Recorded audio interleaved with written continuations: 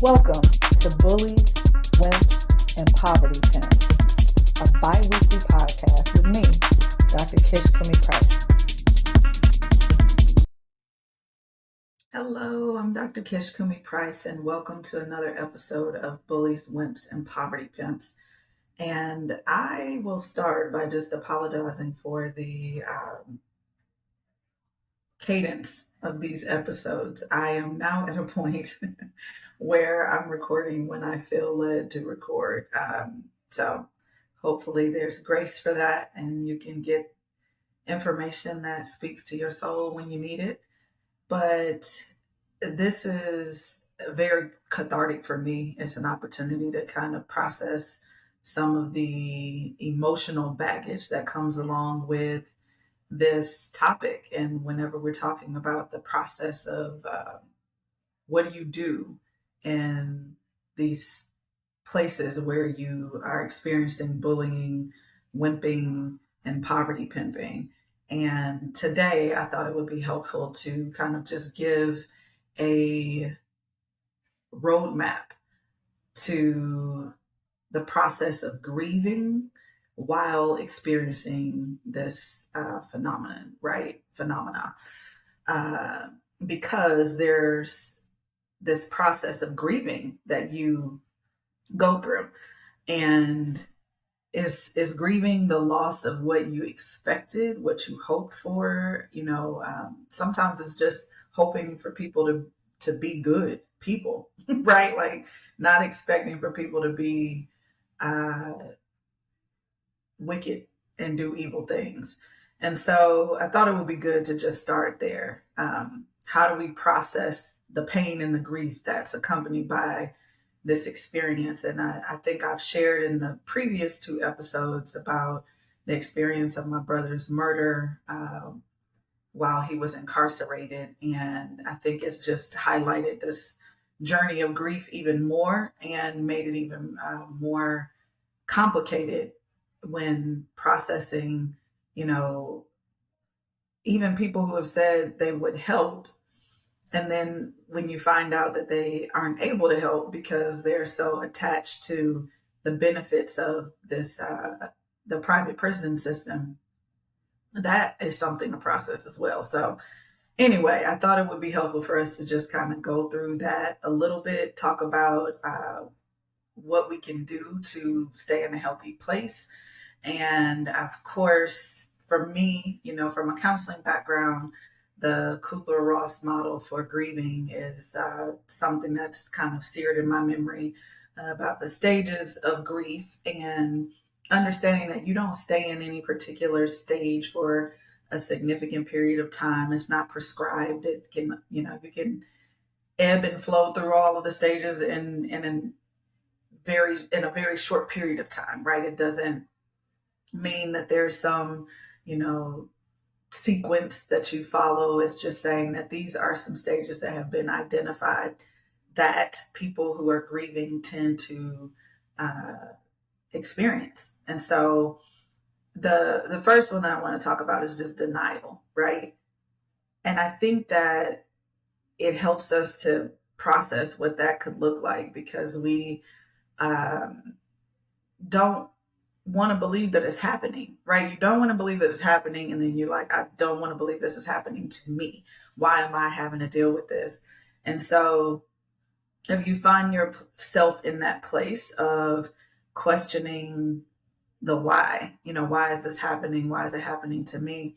And especially, I think I'll bring in this element of spirituality as well, because sometimes, one of the questions I think a lot of people have is like, why do bad things happen to good people? Like I didn't do anything to deserve this, right? Like you start going through your catalog of treatment to other people. I'm like, I've never treated anybody like that. So what is this about? And sometimes it really isn't about you being punished for something you've done, or you're reaping something you've sown. Sometimes it's really just about lifing, right? Like life happens and we're doing life with very imperfect people and we're imperfect ourselves. And so, it's happening, and it's happening to us. It's happening to you. It's happening to me. And these experiences can continue to happen as we live out life. But I think it's some peace in knowing that you're not alone, that this denial is real. It feels real. It's worthy of exploration.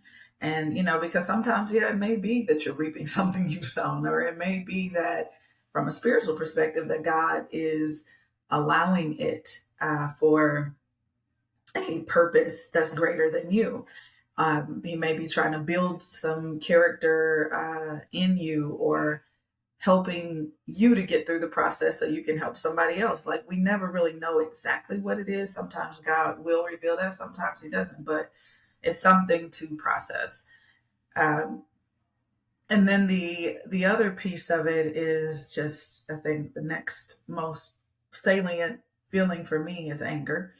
And that's just the frustration that you have toward the bullying, the actual bully or bullies, anger towards yourself, right? For like, how did I not see this coming? Or I saw it coming and I should have done something else about it.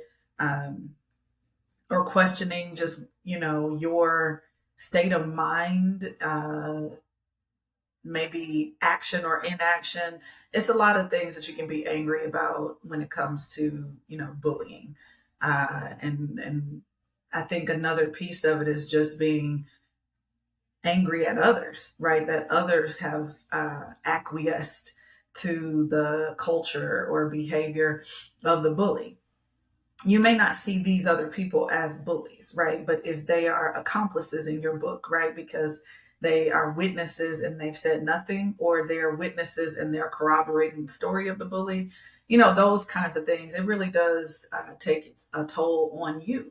And so I think another thing that's helped me in this process of what do you do with this anger, or what do you do with this frustration, is that, and this is coming from another, spiritual note, is from my teachings, biblically, it's okay to be angry, right? It says, be angry and sin not.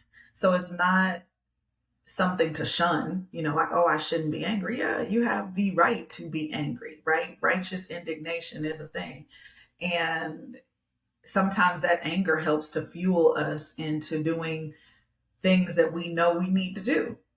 And sometimes those things that you need to do go outside of your comfort zone. They're things that you would reason yourself away from, right?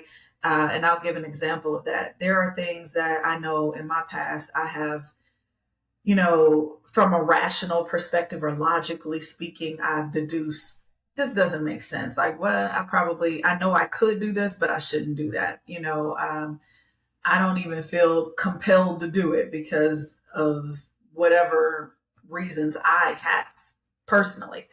But sometimes that anger, that righteous indignation, is what you need to fuel what is just, what needs to happen. And let me explain that a little further. So for me, I've always been one to fight for others, right? That's just been in me. I think it's a gift that God gave me to advocate for other people, for people who can't necessarily advocate for themselves. Now, for me, I think I have struggled with advocating for myself. What do I need? What do I need for me to feel whole? What do I need to do for me to feel whole? Sometimes I kind of skirt around that process and just kind of, I'll be like, I'll just trust God to do what he needs to do. But sometimes he actually is calling you to do something for you, to advocate on your behalf. And so we have to be open to receive that nudge, to be able to process the anger in a healthy way, because it may be leading us to just actions that we need to pursue, even if it's outside of your normal way of being, if that makes any sense. And to be even clearer, there may be times that God may be calling you to confront somebody that needs to be confronted. You probably wouldn't normally do it for yourself. You do it for somebody else, but you may need to step up and confront them. He may be calling you to call out a bad actor, to actually do something more, meaning you may need to share that with superiors, or if you're, a leader who has a board that you may need to share that with the board.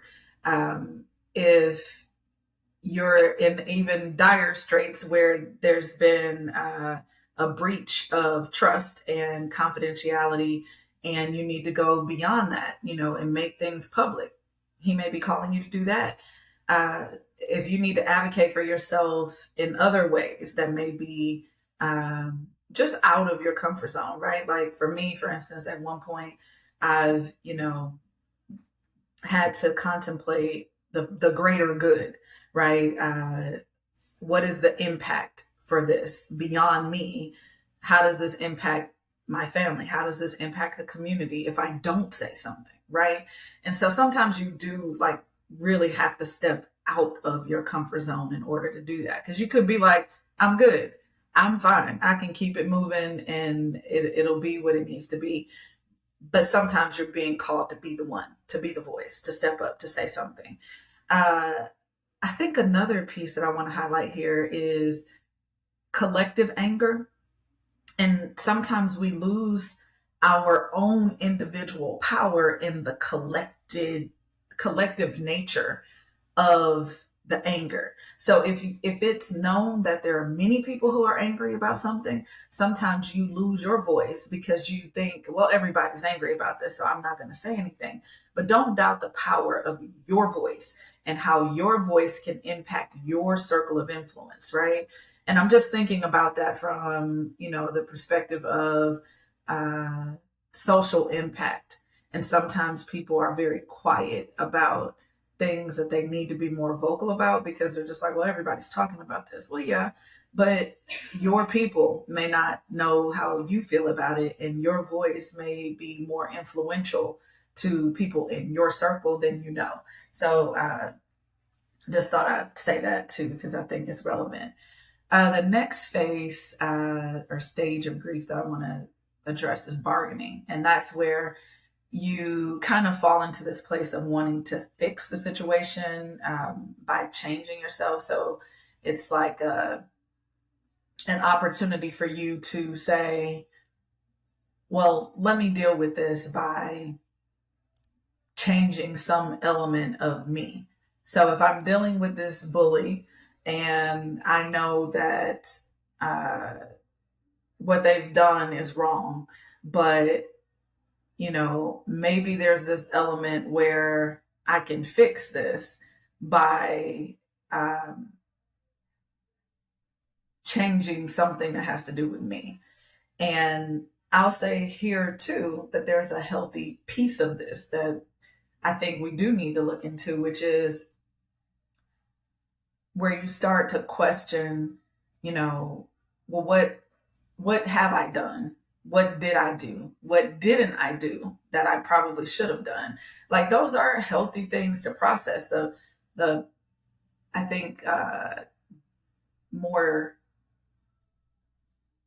dark side to that is if you begin to blame or shame yourself for that, action or inactions that have occurred.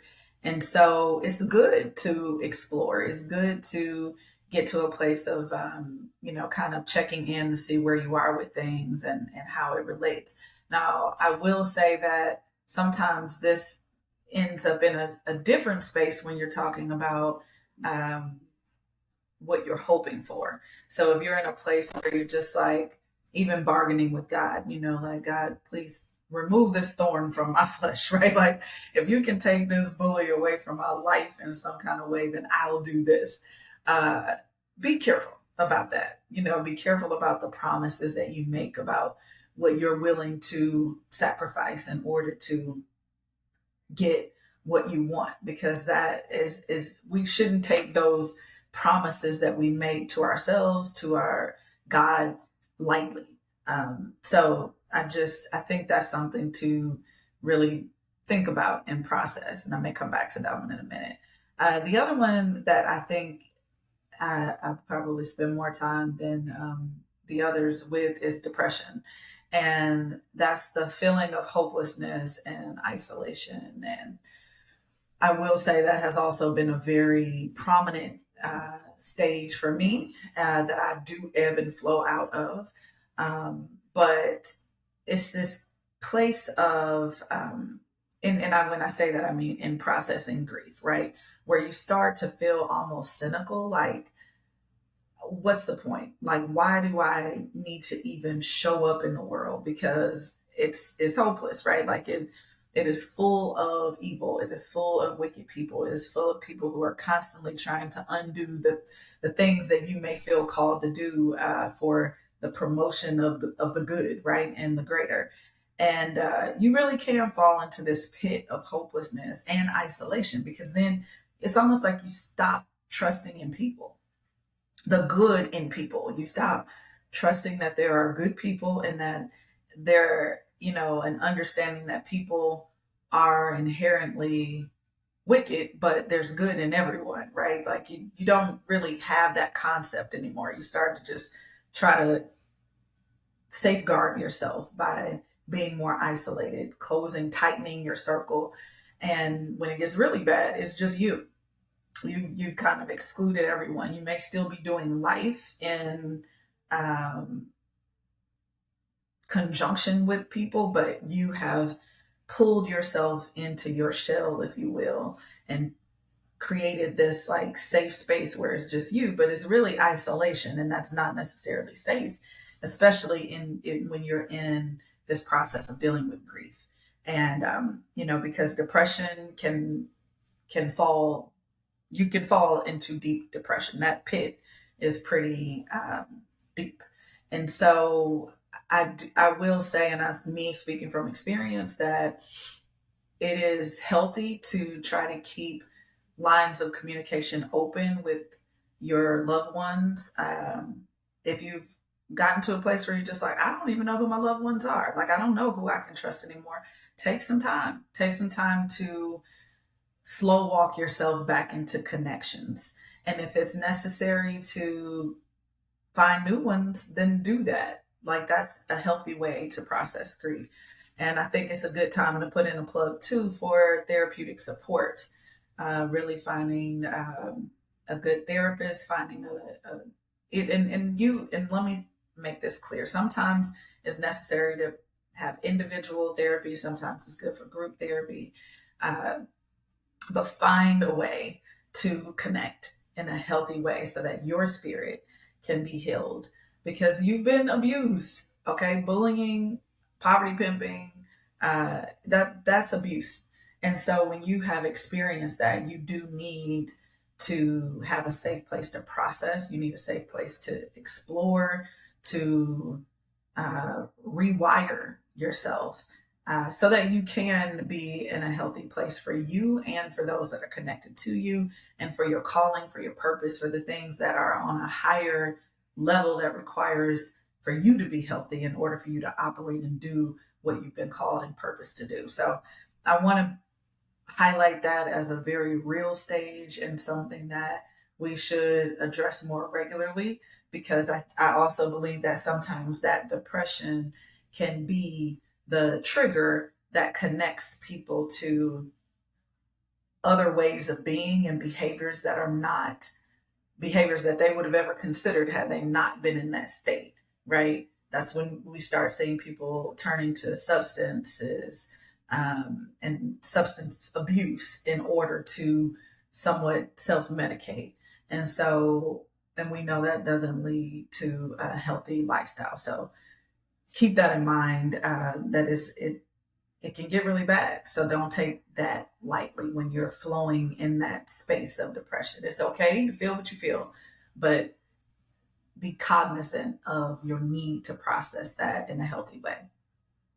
Then the other piece is acceptance. I mean, that's the other stage of recognizing what happened, finding peace with it, and then moving forward. And if you haven't caught the episode that we did here on Bullies, Wimps, and Poverty Pimps, right, it was, I don't know, maybe a few weeks or a month before my brother passed, that we had recorded that episode, and it's about forgiveness. And I was so grateful that I had Dr. Rick Balkin to join for that episode. So if you haven't caught that one, please go back and check it out, because it really did help me to be in a place of understanding how to process the what feels like the unforgivable, right?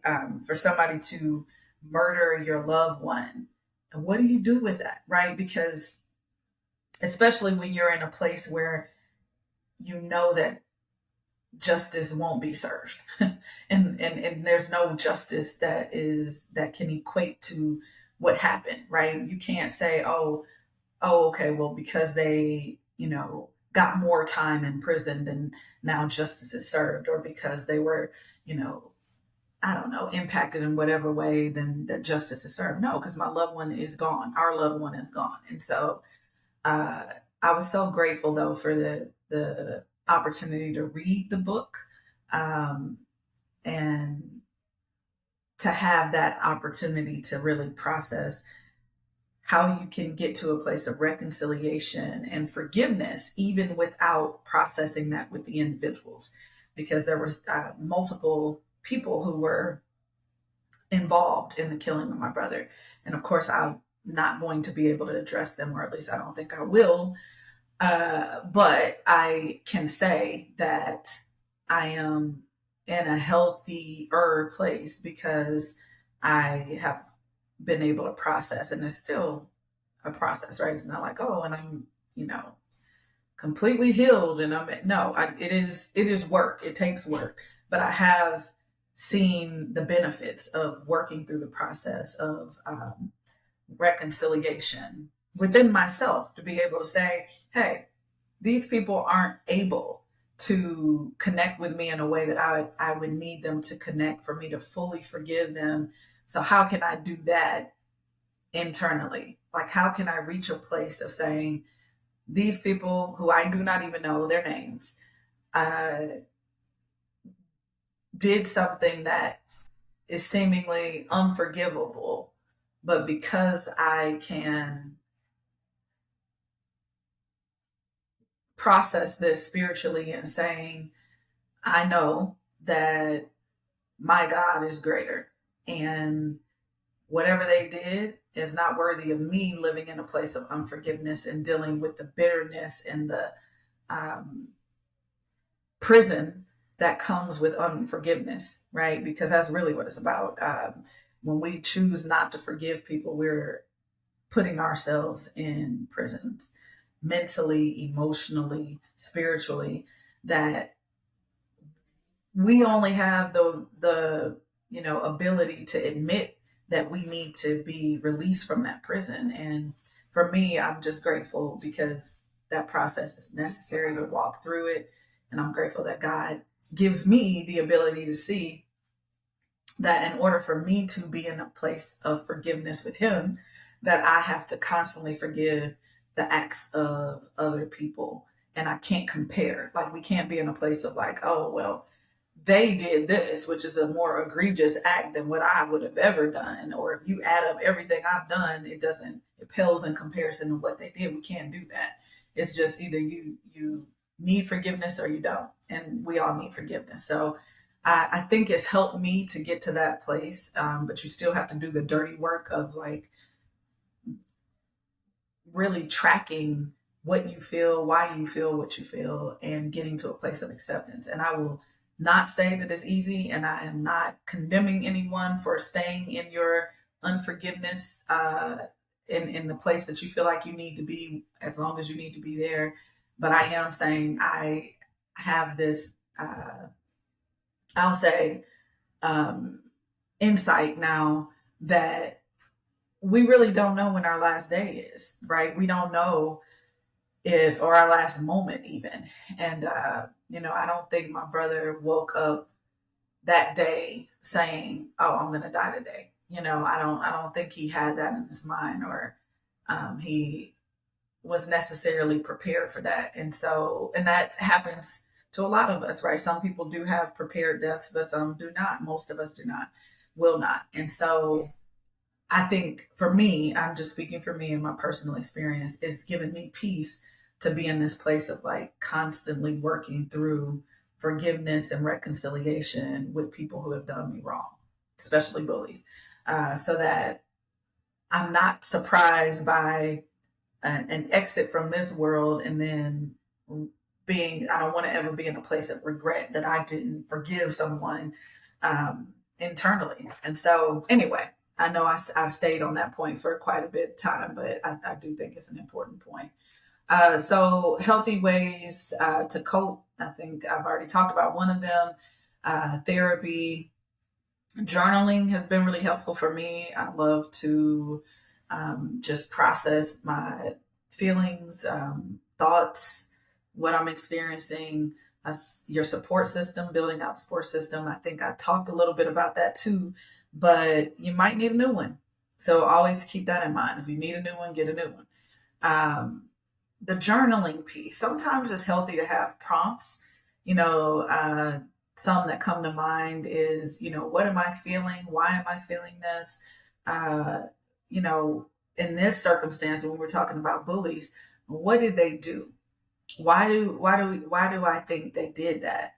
Uh, Sometimes it helps to center the issue and then center the person, because I think I found it easier to forgive people that I know are broken. And when I start processing the people and what I know about them and what they've experienced and their history, it helps to soften my heart around that's why they're jacked up. That's why they can't treat people right, because they don't even know how. Sometimes that helps, sometimes it doesn't, but that has been helpful for me. And then the other piece that I think is really helpful is just understanding, have compassion for yourself. You have been through a lot. You have experienced a lot of trauma. You've experienced a lot of grief. And so sometimes we don't know how to label that. But when you've been abused or you've experienced trauma, grief is attached to that, whether you want to admit it or not. Whether you want to admit these stages of, denial, anger, and bargaining, and acceptance. But if you don't want to admit those pieces, that's fine. But it's still a reality that you are going through this and that it is significant. And, depression is significant. And, being able to be in that place of acceptance is a good thing. It's also healthy that you get to reach a place where you can start to share your stories with other people, whatever feels right for you, even if it's just a conversation because somebody else is struggling with it and you want to share how you got through or how you're getting through. And it's partially why I'm doing this, right? Why I have this podcast is because it is cathartic for me to share my experience and hopefully help other people. And because I think people are struggling with this more than we know and more than we choose to talk about with each other. And then the other piece of this is really, like I said, seeking help when needed, understanding who your support system is, and then I can't emphasize this enough, but growing your support system to get more help when you need it, and not thinking that you just have the same people you've been relying on in the past, because sometimes it requires new help. And reach out about that, like how to find the new help. Don't get discouraged when you can't find the right therapist, or, that you can search for what you need and find the community where you need it. Don't lose hope with that. Keep trying. The other piece is, I think, is just to really think about your own experiences, your own walk, your own journeys.